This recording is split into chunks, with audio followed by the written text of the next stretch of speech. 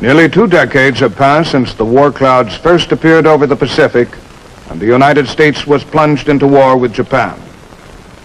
Time changes all things, not the least of them, relations between men and between nations.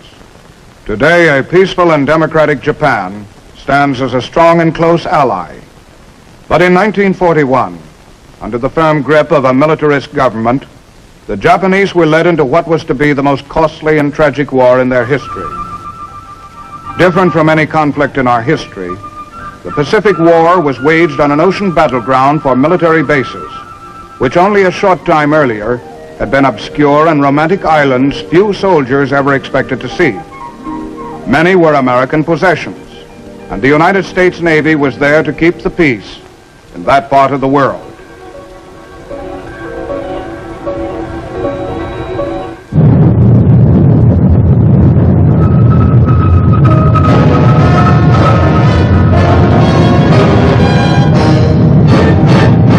The United States Army presents The Big Picture, an official report produced for the armed forces and the American people.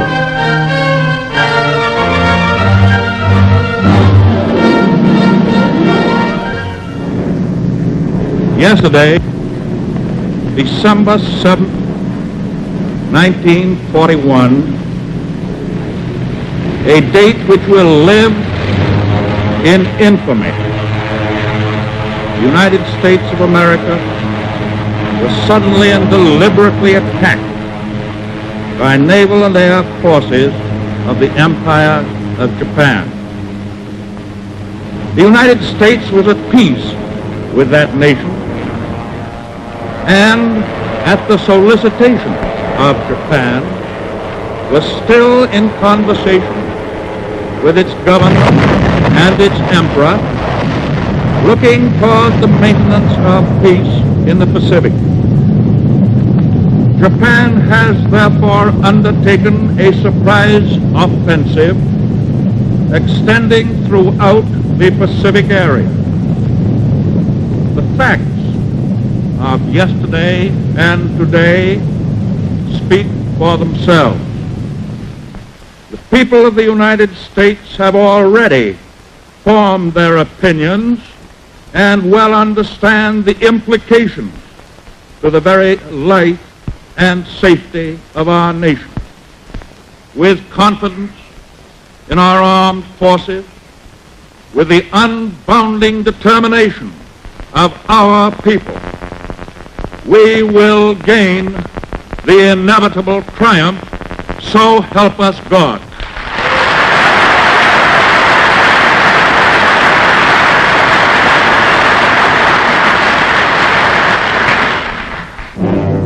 But fate decreed that victory would be neither quick nor easy. The Japanese spread over the Western Pacific, making it their private preserve. Within a few months, they realized their dream of empire. Except for the dogged resistance of isolated American forces in the Philippines, enemy success was complete.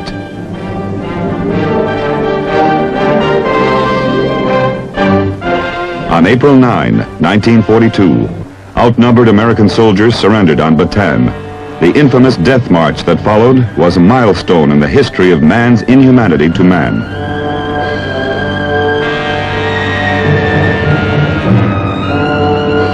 On May 6, the beleaguered garrison on Corregidor capitulated, leaving the enemy supreme between Hawaii and Australia. General Hama, who ordered the death march, accepted the American surrender from General Jonathan Wainwright. Wainwright wrote just before his capture, "We did our best. Although beaten, we are unashamed." Before the ink was dry on the surrender documents, General Douglas MacArthur promised, "I shall return." In Australia, he prepared his men for the long road back. The Australian countryside was transformed by the temporary quarters of the growing army as men and supplies were massed for the operations to come.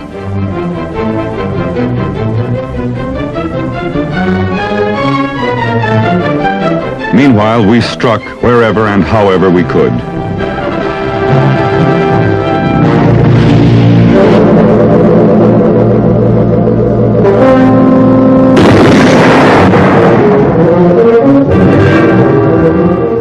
Although the attack on Pearl Harbor crippled our Pacific fleet, our carriers had escaped. While the enemy still savored their early victories, a daring group of Army flyers under Colonel James Doolittle left the deck of the carrier Hornet on April 18, 1942, for a surprise raid on Tokyo. Many did not return, but their courageous actions served notice on the enemy of what was to come. May 1942, in the Coral Sea, our Navy successfully blocked the Japanese invasion of Port Moresby and helped prepare the way for a decisive American success at Midway. There, Army, Navy, and Marine flyers would be among the first to distinguish themselves in the Pacific fighting.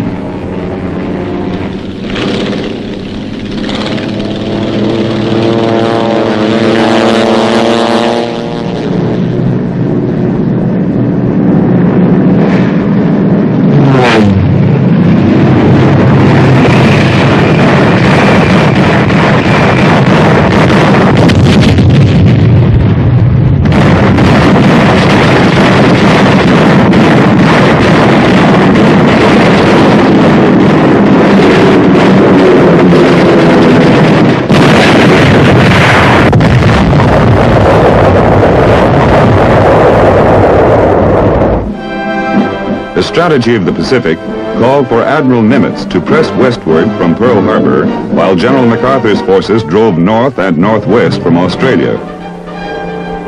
But first, the enemy had to be stopped in New Guinea and the Solomon Islands. Allied troops waged a bitter delaying action during the first phase of the Papuan campaign in eastern New Guinea. They fought for time and a chance to build up reinforcements and supplies behind their tenuous jungle lines. A cruel climate spread fever in the ranks and turned every routine task into a nightmare.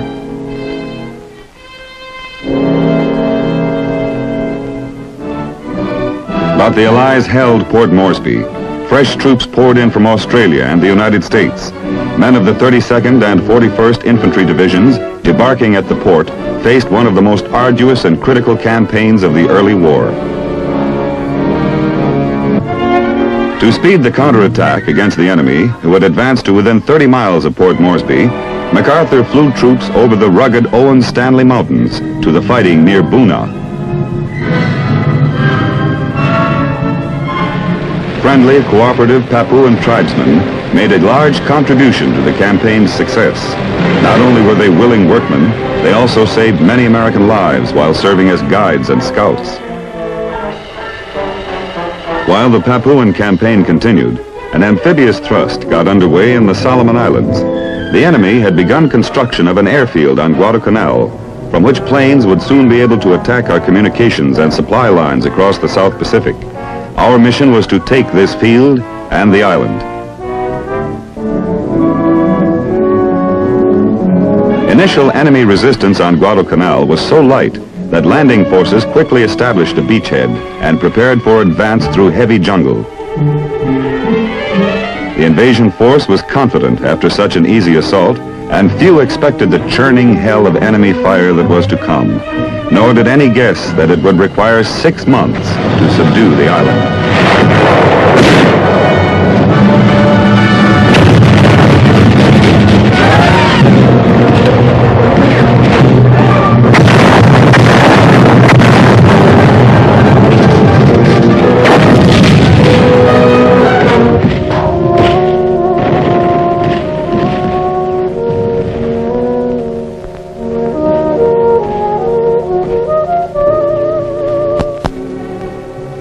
In New Guinea, during the fall of 1942, tropical diseases and the rigors of jungle took their toll.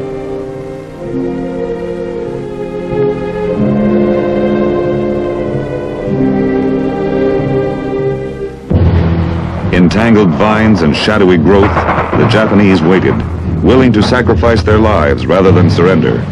By January 1943, the enemy had expended 8,000 men in a futile effort to hold the area. Then Boona fell, and the threat to Port Moresby was ended. The enemy tried desperately to reinforce his troops in the face of constant air attack.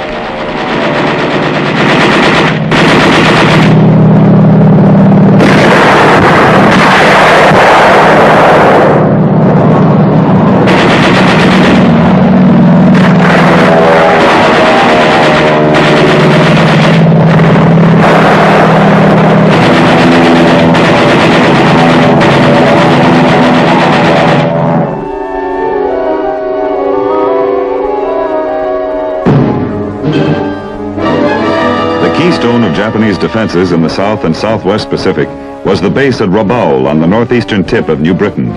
American strategy called for the isolation of Rabaul. New Georgia in the Solomons was the scene of the first major campaign in this operation. In eastern New Guinea, U.S. Army paratroopers dropped at Nadzab to seize an airstrip deep in enemy-held territory. From Nadzab, Australian troops moved on to Lae.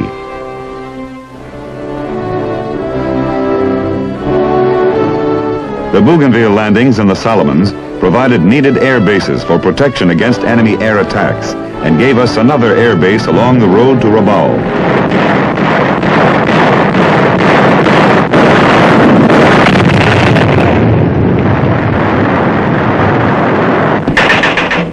Again, we advanced through a green wall of jungle that masked a stubborn enemy.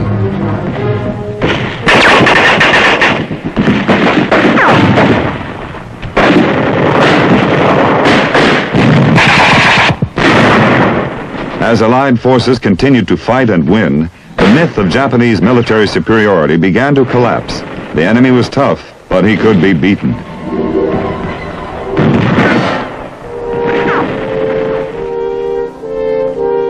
The war on the Pacific presented problems previously unknown to American fighting men.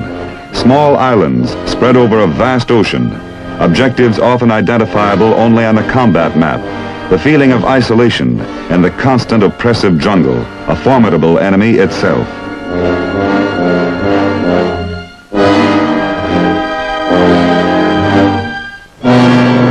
The Army Air Forces developed new supply methods to meet the requirements of isolated jungle troops. Airdrops of food and ammunition often sustained American units until the enemy was driven back or destroyed.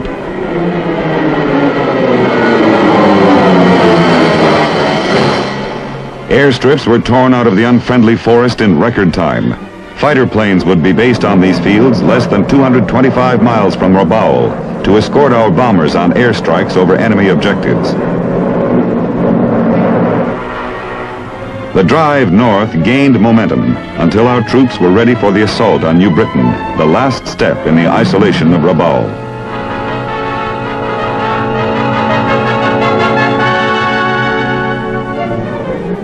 Rest and recuperation camps were scarce. During their preparation for the New Britain invasion, units in New Guinea found relaxation wherever and whenever they could. Religious services were held for those who wished to attend.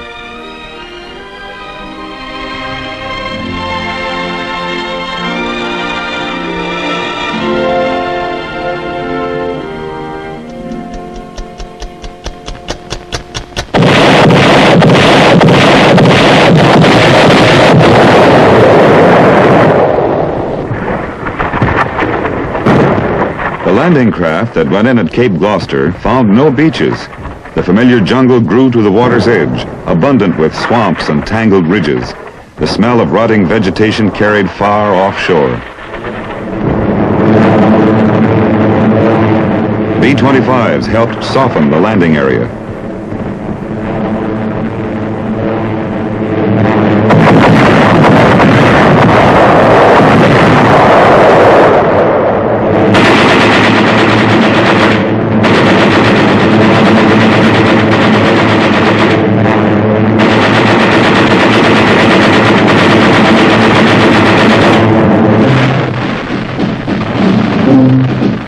The troops called Cape Gloucester the southwest corner of hell.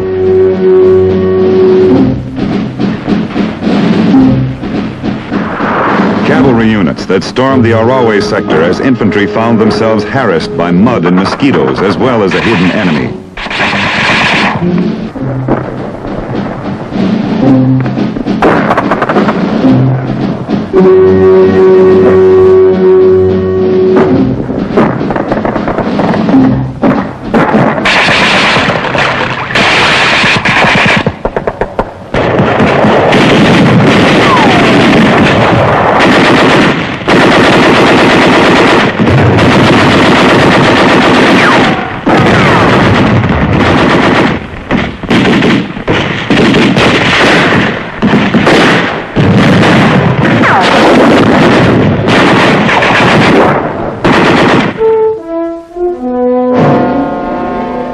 With western New Britain in American hands, the Admiralty Islands of Los Negros and Manus became primary targets for our advance because of their airfields and harbor. The 1st Cavalry Division had the job of seizing them.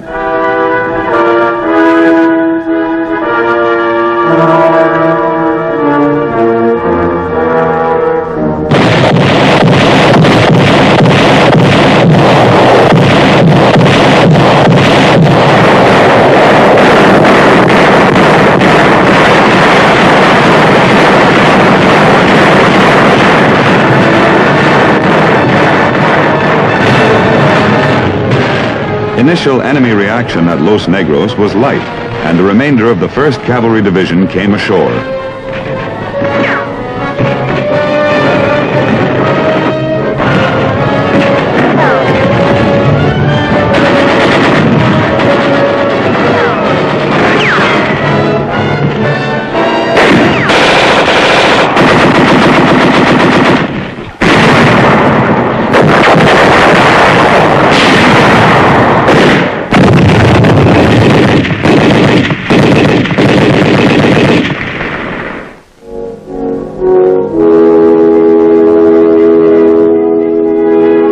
After thousands of rounds of machine gun, mortar, and artillery fire had stripped the foliage and toppled the trees, troops were able to move inland with greater speed.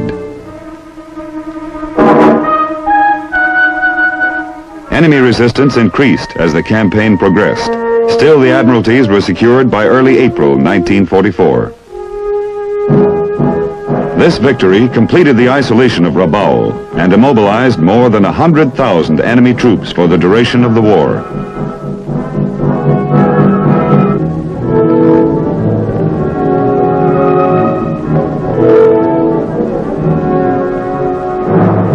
While the jungle fighting continued, another kind of war was being fought far to the north, in the fog-shrouded Aleutians.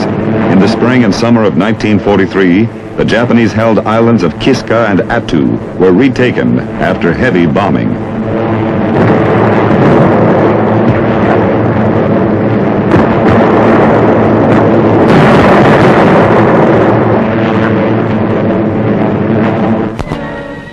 "20 days of fighting in barren hills was necessary before the Army's 7th Division wrested Attu from the enemy. The Japanese secretly evacuated Kiska before Allied troops landed.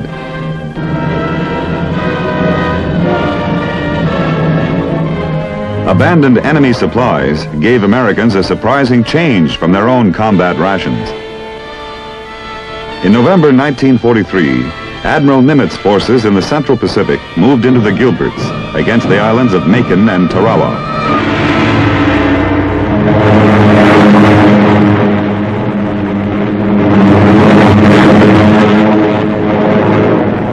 Stepping stones to the huge enemy naval base at Truk, these small coral atolls would provide valuable lessons for future amphibious operations.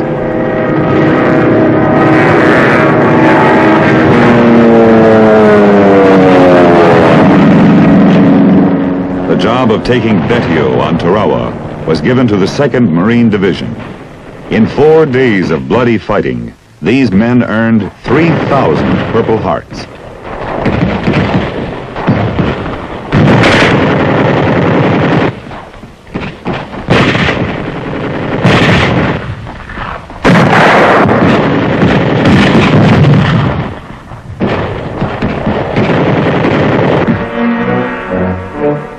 On Macon, the Japanese garrison was smaller and not as well entrenched. A regimental combat team of the Army's 27th Infantry Division established a beachhead on November 21st, 1943, and snuffed out the last enemy resistance 2 days later. Next to fall were the Marshall Islands, which had been held by the enemy since the end of World War I. In January 1944, the United States Army's 7th Division, veterans of the Aleutians, were assigned the biggest and toughest objective of all, Kwajalein. Experience gained from earlier landings, combined with improved support from air and naval forces, enabled the division to crush the enemy within 8 days.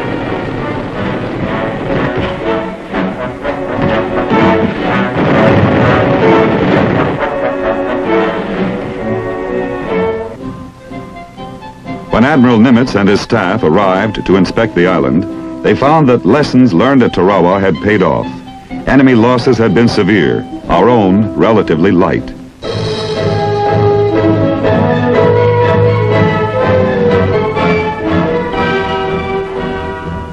Meanwhile, MacArthur was preparing for amphibious landings on the Japanese flanks at Hollandia and Itapi to provide new advanced bases for the drive on the Philippines. Low-level bomb runs by B-25s once again proved their worth.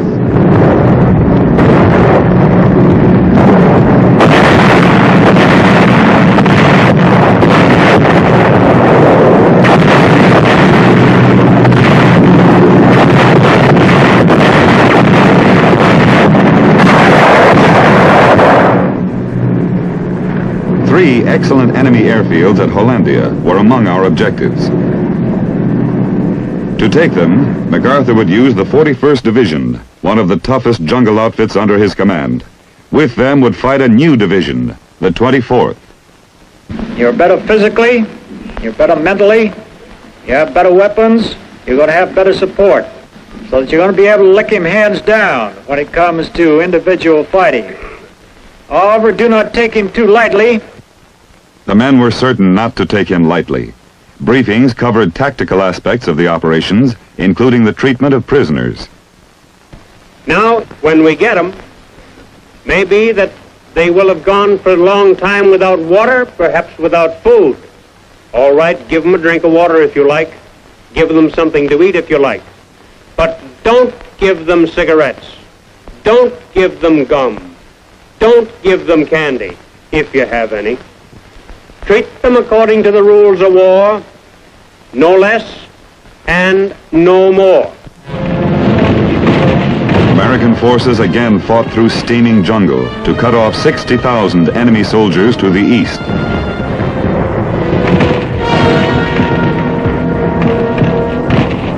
For these captured enemy soldiers, the war was over. Their dreams of conquest and empire shattered.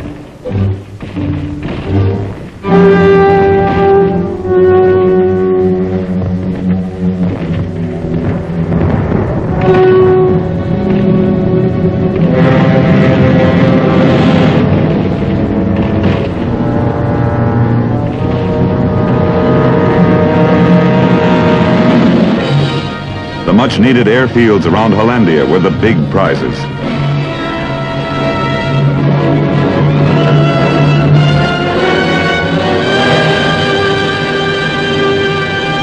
Americans held at Itapi against a relentless enemy.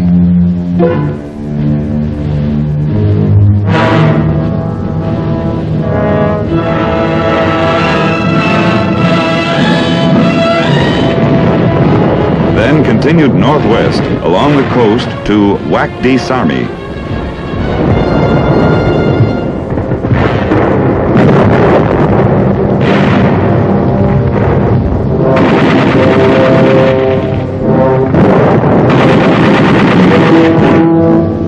They cleaned out the enemy from the caves and ridges of Biak.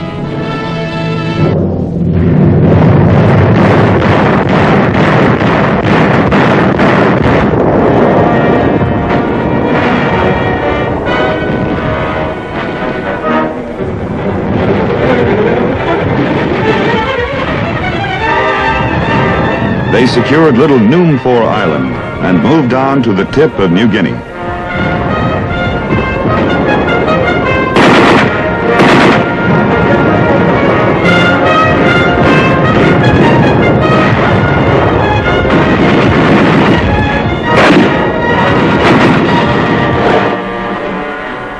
Not only the enemy waged war, American troops were set upon by leeches, centipedes, fire ants, and mosquitoes. In a climate where clothing mildewed, leather rotted, and bayonets rusted in a day, they fought on and won. Hope rose steadily through the spring and summer of 1944. Not all the men would see the end, but at last that end seemed in sight.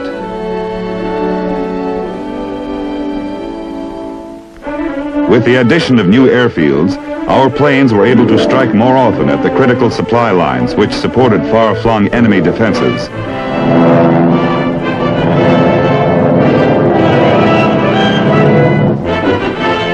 in rear areas, supply agencies gathered equipment and loaded vehicles and troops aboard ships to support Allied operations throughout the Pacific theater.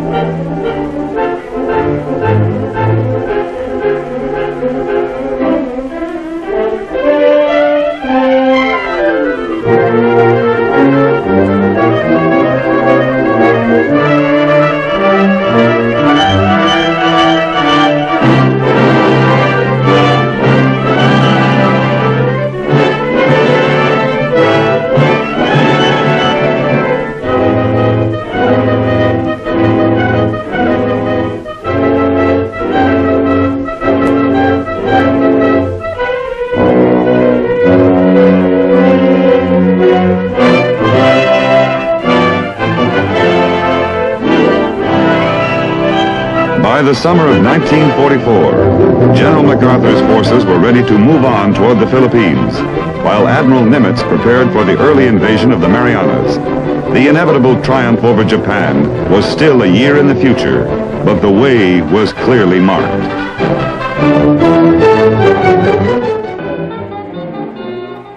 With the capture of the Marshall Islands by the combined American forces under Admiral Nimitz and the success of General MacArthur's operations in the Southwest Pacific, the next step in the Allied plan was the invasion of the Marianas.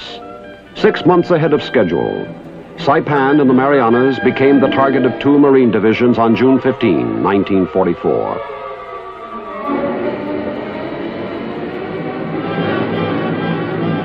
Five days later, the Army's 27th Infantry Division went in to reinforce the beachhead.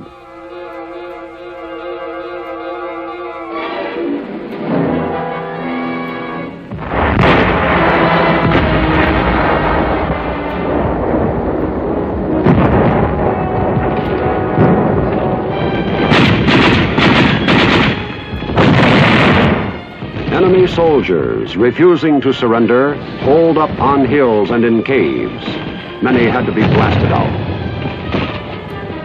The surrender of enemy troops did not come easily. At times, Japanese prisoners were used to urge their comrades to surrender rather than be buried alive.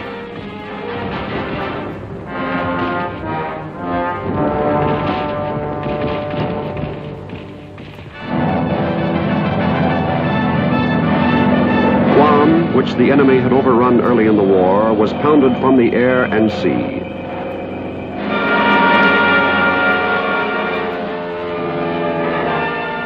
The invasion of Guam took place on July 21, 1944. The enemy resisted the bold attacks of American soldiers and Marines for 19 days before the island again became a United States possession.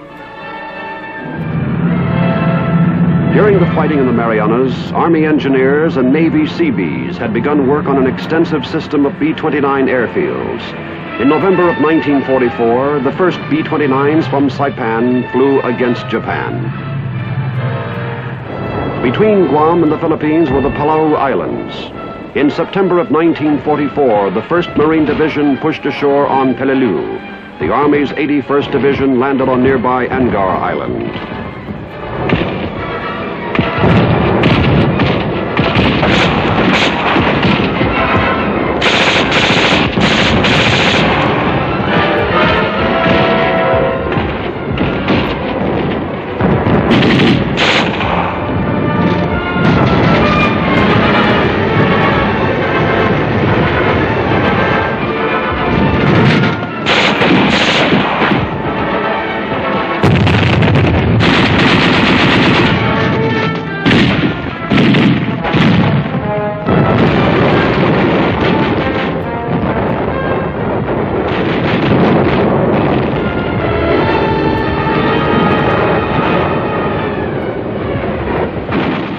Army, Navy, and Marine casualties amounted to nearly 12,000 men, while the Japanese garrisons were all but wiped out.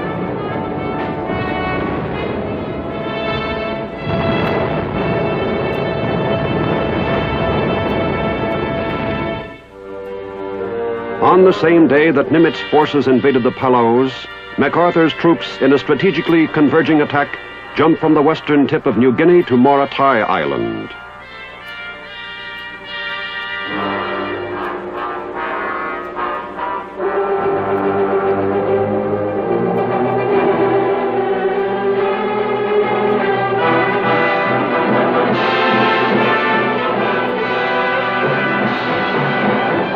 With the landings on the Palaus and Morotai, the twin drives across the Pacific were completed, and American forces stood upon the threshold of the Philippines.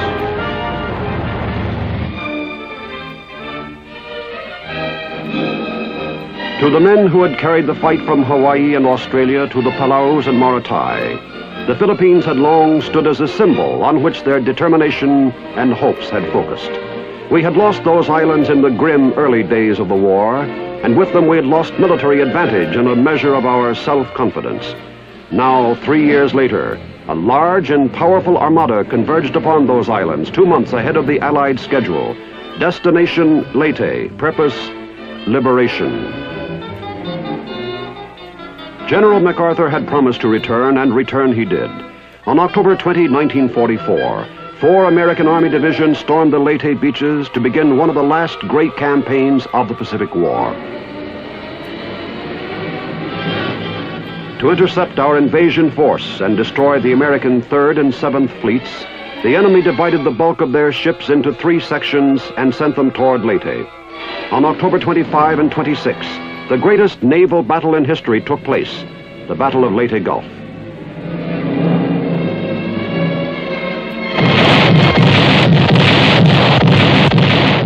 The enemy lost 3 battleships, 4 carriers, 10 cruisers, and 9 destroyers, breaking the back of their naval power.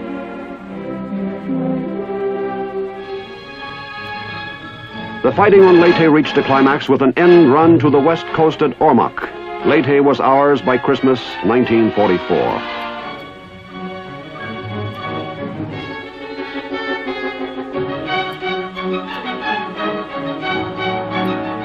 Even before Leyte was secure, troops of the 6th Army had moved on to Mindoro in preparation for the invasion of Luzon.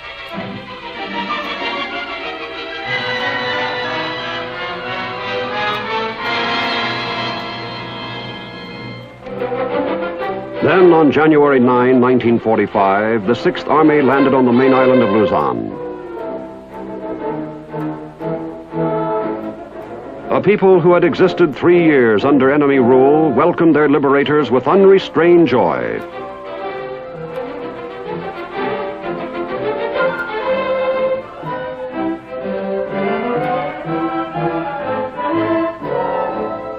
Filipino guerrillas had waged continuous war against the enemy during the occupation.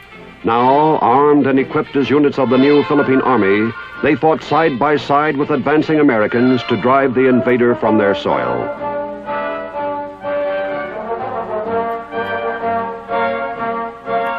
While the American drive from the initial beachhead at Lingayen Gulf gained momentum, more troops landed on the west coast of Luzon, both north of Bataan Peninsula and south of Manila.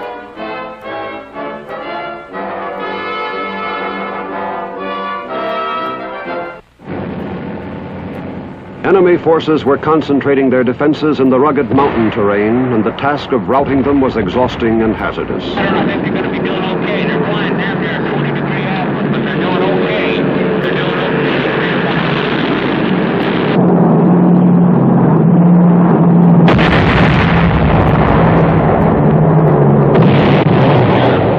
They're flying too much from northwest.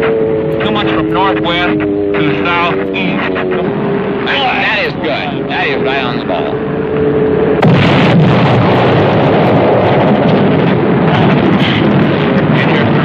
In your green system.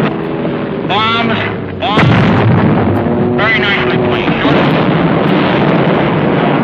We have the mission of attacking this ridge directly to our rear, which is about 2380 on the map. B Company is moving through F Company's present position, located on this high ground back there. They're going to pass through F Company and attack up towards the same hill, 2380. Now, can you give me a concentration on that hill? On 2380? Right. Yes, we have the 4.2 mortars, the 155, 105, and 75, all zeroed right on the hill. A daring raid on Cabanatuan Prison brought freedom to hundreds of survivors of the Death March in Corregidor.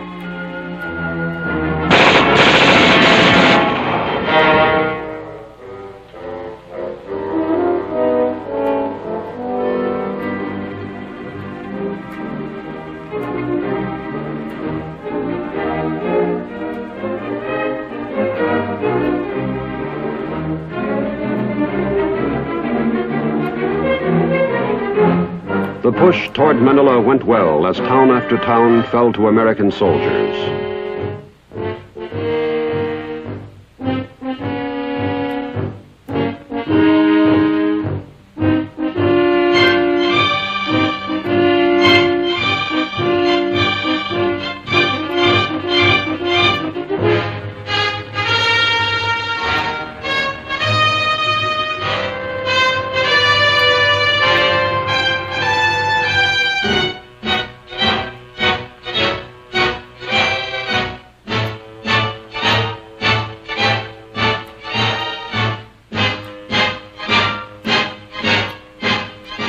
By early February, the 1st Cavalry, the 37th Infantry, and the 11th Airborne Divisions converged upon the city.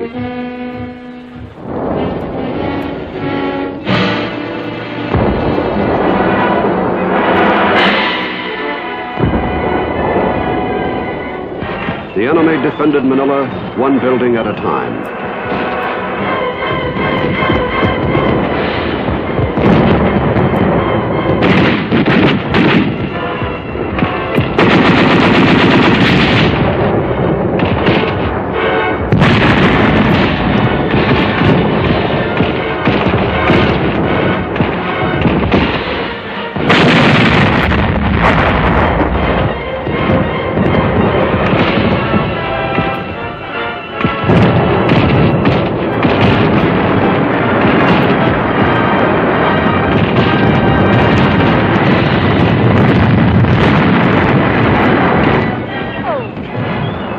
One of the strangest battles of the Pacific War was fought in the Rizal Baseball Stadium in Manila. There, American tanks in the infield fired their guns point blank at enemy defenders who were hidden in the grandstands.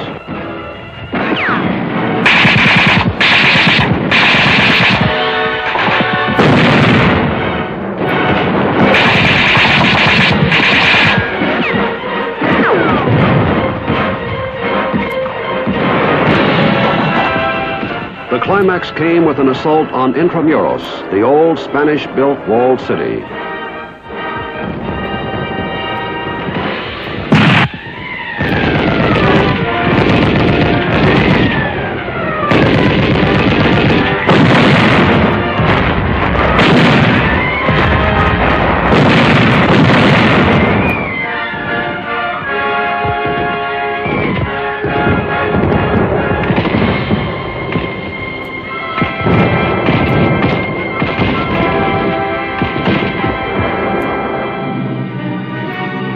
Before our Navy could use Manila Bay, the enemy garrison on Corregidor had to be subdued.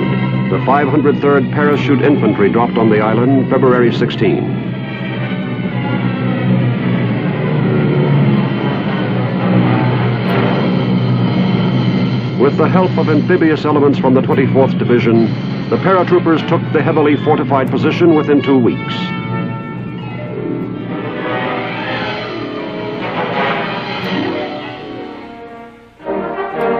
Shortly thereafter, General MacArthur arrived to congratulate his men.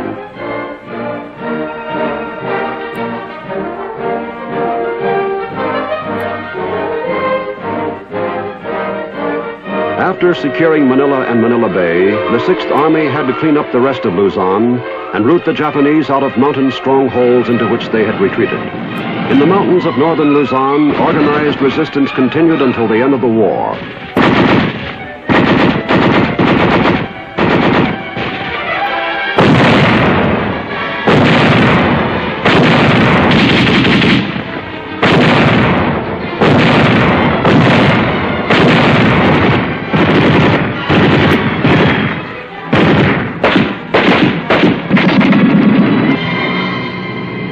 the 6th Army was finishing the job on Luzon, the 8th Army moved into the southern Philippines and in a rapid series of amphibious operations cleared Palawan, the Zamboanga Peninsula, the Sulu Archipelago, Panay Island, Cebu, Negros, and finally eastern Mindanao.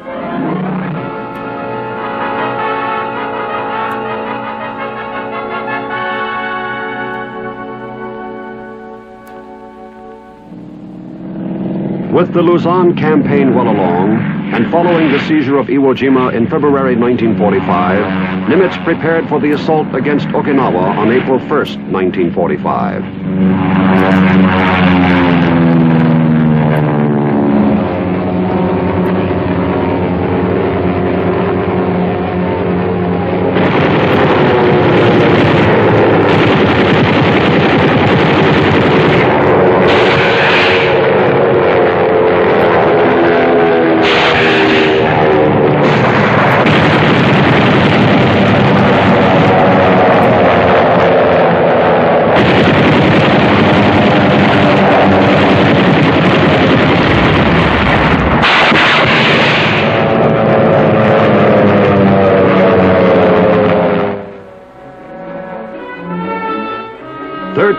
American naval vessels converged upon Okinawa and began the heaviest pre-landing bombardment of the Pacific War.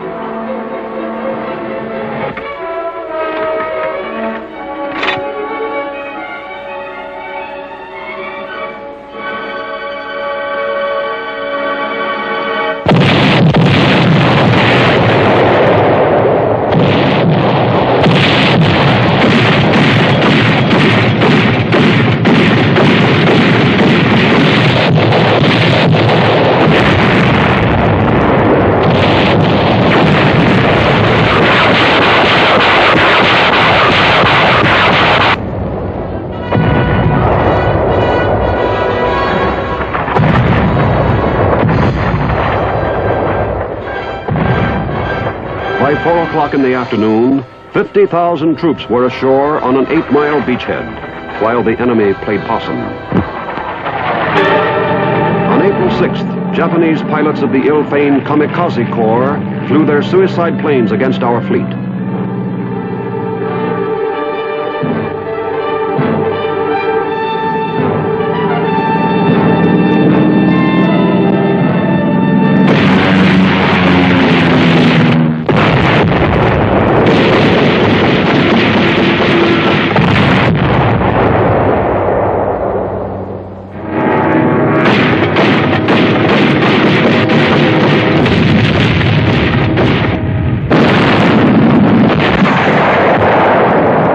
In 36 hours, 383 attacking planes were shot down.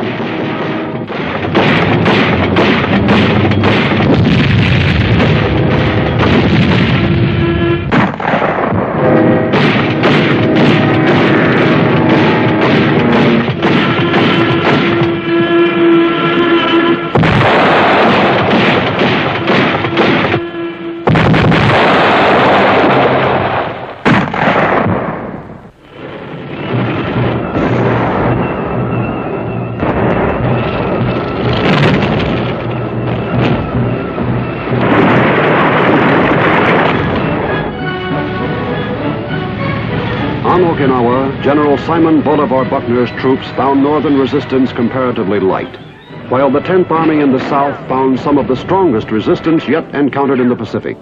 The road to victory on Okinawa took nearly 3 months to travel and cost American forces almost 40,000 casualties, including the life of General Buckner.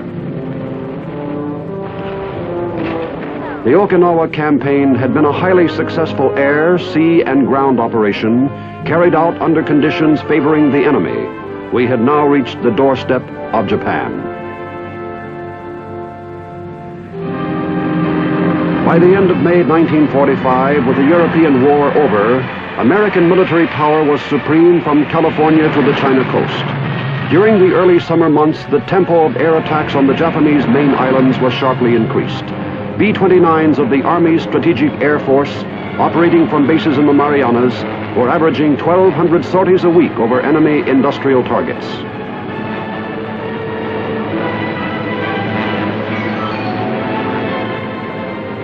Fighter cover from Iwo Jima protected the big bombers against enemy interception.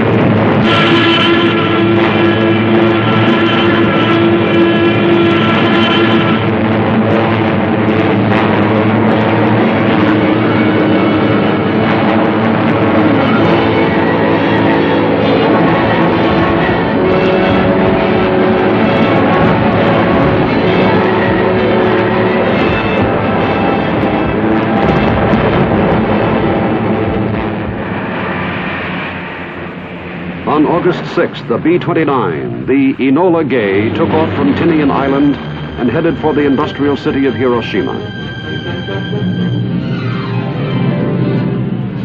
At 8:15 that morning, the Enola Gay dropped the first atomic bomb on a city.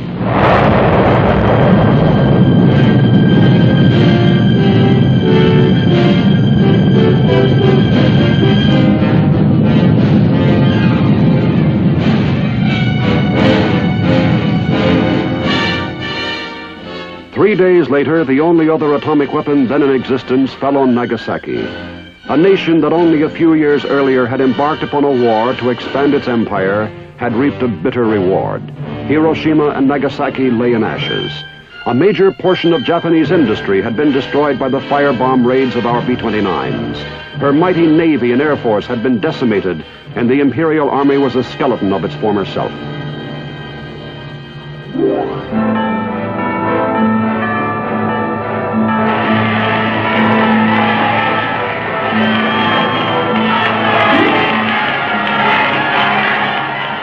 Both victors and vanquished cautiously approached the matters of unconditional surrender and occupation. Under the Japanese military code of Bushido, nothing short of a direct order from the Emperor could have persuaded commanders to lay down their arms. But the Emperor had given the order, and the armed forces complied.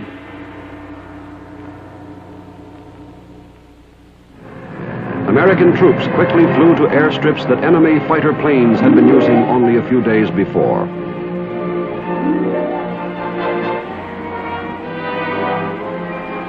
In the last amphibious landing of the war, more troops went ashore to assist in the occupation.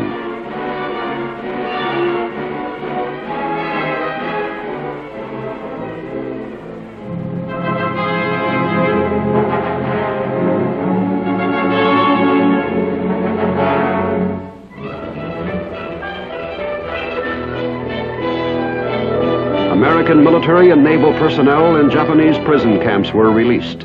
Liberated and liberators shared in the happiness that followed.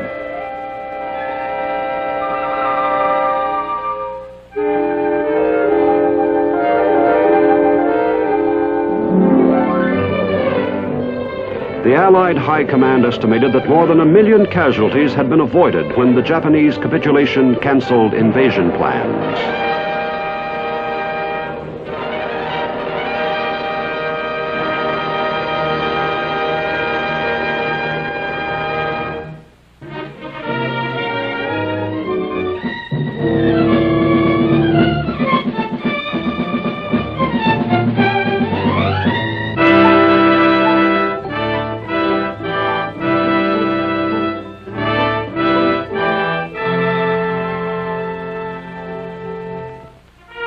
Japanese officials later expressed their relief and gratitude for the fair and just treatment their nation received at the hands of occupation troops.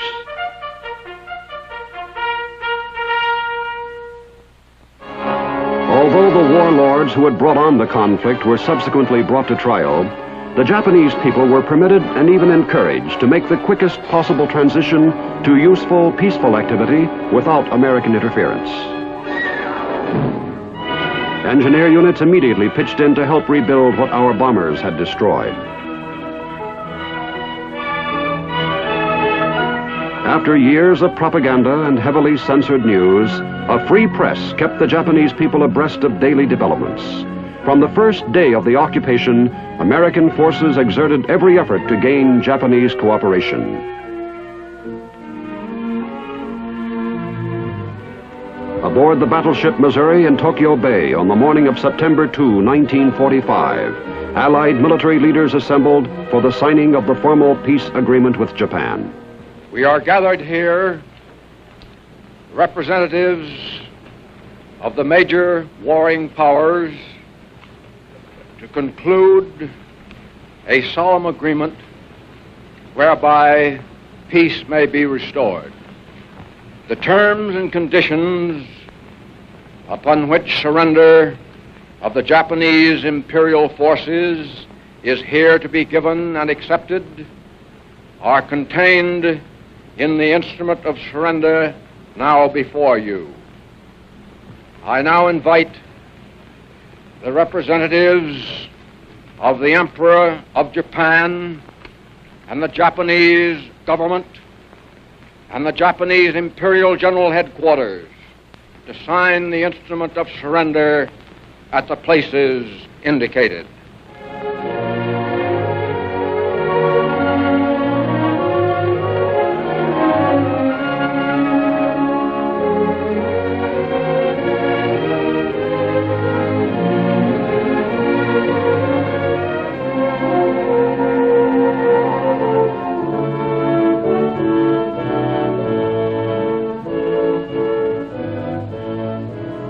The Supreme Commander for the Allied powers will now sign on behalf of all the nations at war with Japan. Will General Wainwright and General Percival step forward and accompany me while I sign?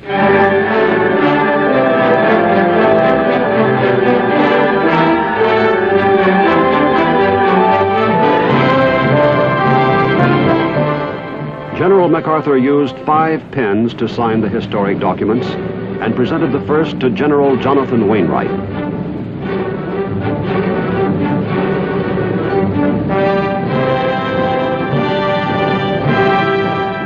The second went to British General Percival, the defender of Singapore, 2 to the National Archives, and the 5th MacArthur kept for himself.